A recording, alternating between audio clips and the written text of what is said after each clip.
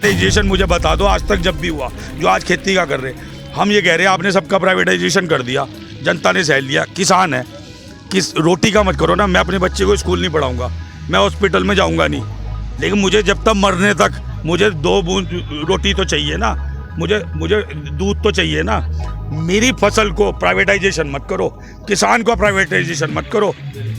तुम सालों देश बेच दो जो तुम बेच चुके हो, 24 तक सारा ही बिक जाएगा। ना तो अमित शाह जी दिखेंगे ना मोदी जी दिखेंगे। मुझे उस समय बता देना, आज गांधी जी को तुम जैसे लोग गाली देते हो तो कल तुम्हें गाली नहीं देंगे। अटल जी को तुम भूल गए।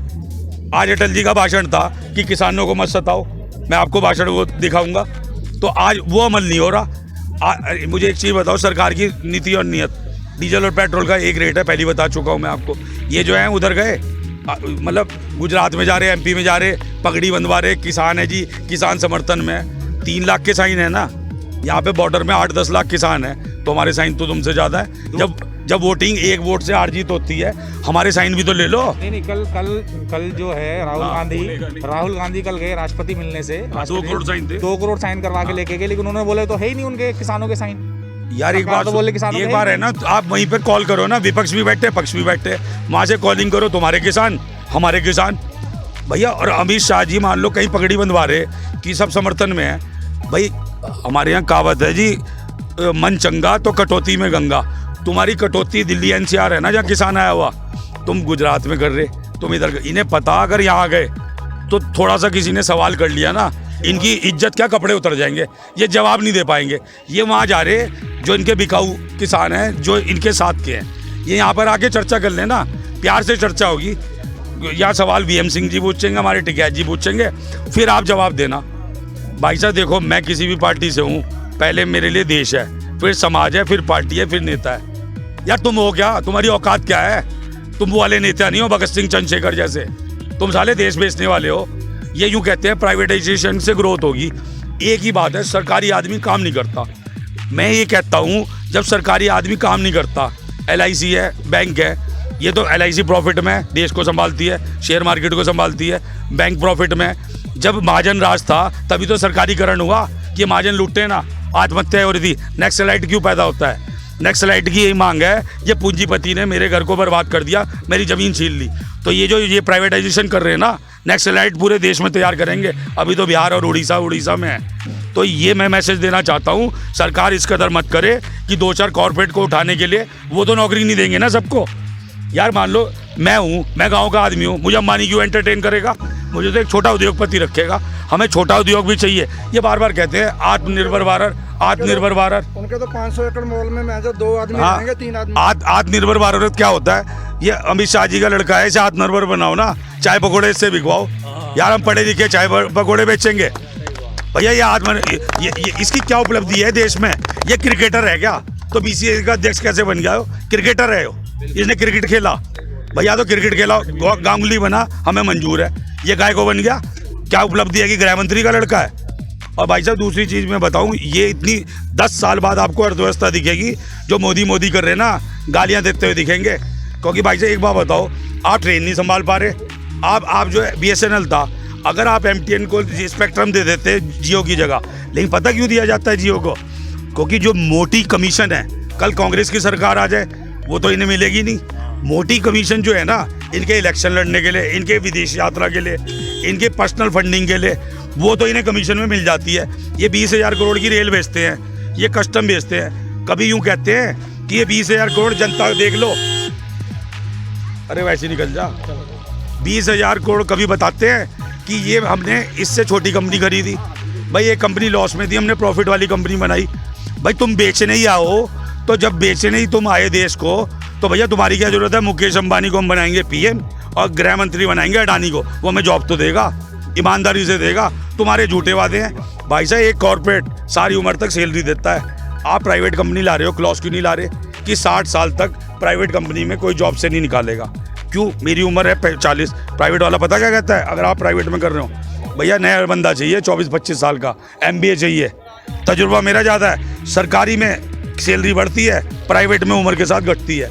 अगर मेरी उम्र भगवान ने 70 साल कर दी, तो मैं तो दुआ करूंगा भगवान मुझे 45 में उठा ले, क्योंकि मैं रोटी कैसे खाऊंगा?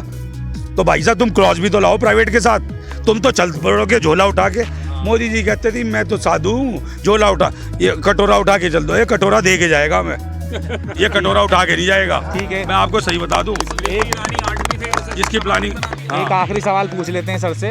अच्छा, कुछ लोग ऐसे भी हैं जो किसानों का समर्थन तो कर ही रहे हैं, कुछ ऐसे भी हैं जो बोलते हैं कोई बात नहीं, किसान आंदोलन चल रहा है, थक जाएंगे तो हट जाएंगे, कुछ होने वाला है नहीं, उसके लिए क्या बोलोगे? हाँ, देखो ऐसा है, ये जो क्रांति होती है ना, 1855 में झांसी की रानी वो भी हट गई थी। क्रांति असर तो डालती है, वो क्रांति रोटी की नहीं थी।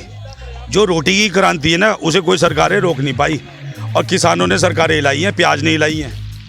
तो आप ये गलतफहमी अजी, आज ये किरकिरीन की हुई तो हो रही, ये 4 बंदे किसान उठने वाले नहीं हैं।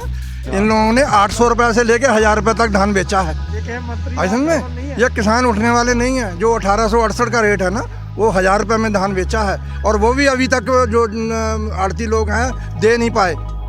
मान लो इस भारतीय जनता पार्टी के राज में ऐसा गदर मचा हुआ है कि गन्ने की पेमेंट जो 14 दिन में इन्होंने तय की थी, वो हमें 14 महीने में मिल रही है। तो समय सीमा कोई है इस आंदोलन की? इस आंदोलन की समय सीमा जो है सरकार के ऊपर है। आंदोलन आज ही खत्म हो सकता है, सिर्फ ये बिल वापस ले लें। किसान की ज़मीन है कि देखिए, मान लो आपका चैनल जी न्यूज़ है, जिसको गोदी मीडिया कहते हैं, मैं नहीं कहता। अगर आज तक वाले यूं कहें भाई जी वाले को, यार तू एक काम कर, हमारे साथ टाई अप कर ले, वो कहेगा नहीं जी मैं तो नहीं कर रहा, मैं तो कम कमा लूँगा। नहीं जी, तेरी डबल इनकम हो जाएगी, डबल इनकम। जब वो टाई अप करके राजी नहीं है, किसान की ज़मीन किसान मालिक है, अमित शाह के बाप की ज़मीन है क्या? अबे तेरी जो शेयर ब्रोकिंग है, कोई कहे कि मैं इस ब्रोकिंग को हाईजैक कर रहा हूँ, तू दे देगा क्या उसे?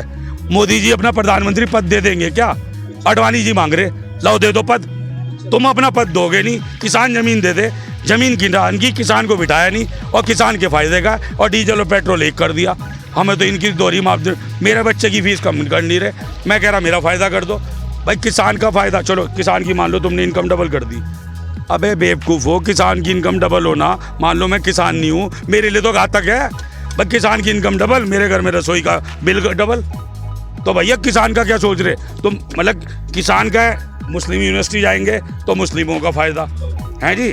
अब ये बनारस जाएंगे तो मैं गंगा पुत्र हूँ। अब यहाँ किसान की इनकम, और भैया मैं तो किसान नहीं हूँ, मेरे तो किचन का बिल डबल हो जाएगा। जब आलू प्याज मुझे डबल रेट में मिलेगा, जब किसान को डबल दोगे तो मुझे भी तो डबल मिलेगा। किसान कह रहा मैं अपने भाई के साथ हूँ, मैं कंज्यूमर को लॉस नहीं होने दूंगा, बिचौलियाँ ख़त्म करो। तो आप ये बताओ ना, हमारा तो लॉस है ना, आप तो खेती करते नहीं, आप रोटी महंगी नहीं खाओगे जब किसान का। तो ये बेवकूफ़ बनाना बंद करें, ये दोहरा मापदंड है। आज इन्हें किसान की लग रही, जैसे जिस दिन आंदोलन है ना, 30 दिन से सब हैं, 5 दिन कोई सा नेता रात को ठंड में आके सो के दिखा दे, अगर ये देशभक्त है तो इनकी देशभक्ति आज प्रूफ हो जाएगी कि यहाँ पे बैठ जाए ठंड में हमारे साथ चर्चा कर लें। ठीक है, हमारी बात हुई। आप कहाँ से थे सर? मैं भूल गया। मैं वसुंधरा गाजियाबाद से गुलशन भाटिया हूँ। अच्छा। मोदी जी से एक टाइम में बहुत प्रेरित था, 6 महीने काम धंधा छोड़ के इनका प्रचार करा, इनके लिए मेरे पे गोली तक चली। और आज सुबह उठते ही, क्योंकि ये इन लोगों की दोहरा मापदंड सुनो, आज आप एक शेर भी सुन लो। 2014 से पहले ज़मीनों पे लेट जाते थे ये लोग, जब 2-3 रुपये पेट्रोल महंगा होता था कांग्रेस के टाइम में। गालिब का एक शेर है कि हम ये इन जैसे लोग चले थे तवाइफों के कोठे बंद कराने, जब कोठे में गए और पैसों की खनक देखी तो खुद मुजरा देखने बैठ गए, मुजरा करने। ठीक है, अंकल जी से बात हुई, अच्छा लगा। और हम बात करेंगे आगे कुछ और लोगों से। ये किसान रिव्यू चल रहा है हमारे चैनल का।